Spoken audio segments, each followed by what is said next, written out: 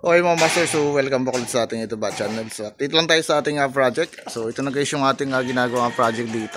Bali dito isa naglalagay sila guys dito ng ventilation. So akit tayo dyan mamaya. So baba muna tayo. So dito naman kayo sa baba isa okay na. So naikabit na rito yung ating grills sa bintana. Are. So ito yung design ng grills ng ating engineer. Tapos dito sa kabilang bintana. So ito rin. Then starting na tayo guys ang paggagawa ng hagdan. So ina-assemble na kanina ng ating welder na si Jimwell. So ito guys yung ating hagdanan. Ayan. So ito. Tayo na bali yung sinabi ko nga last time. So angle bar lang yung gagamitin natin dito. Then yun ay bubuhusan tapos itatiles po. Ayan. So dito na binuo sa labas para pagdating doon isasalpak na lang po natin mga master. Ayan.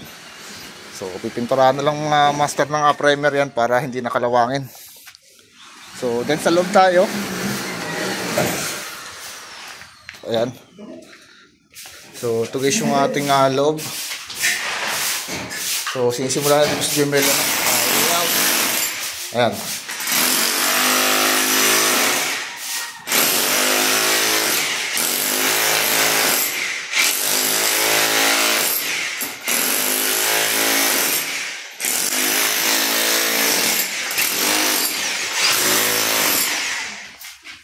So dyan guys, papatay yung ating madre. Then dito mga master, bali nag-scaffolding na tayo. Ayan, so para sa plastering ng ating gilid.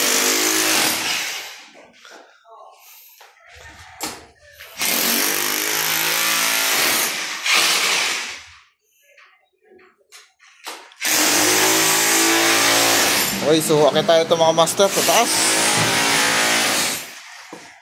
Ayan.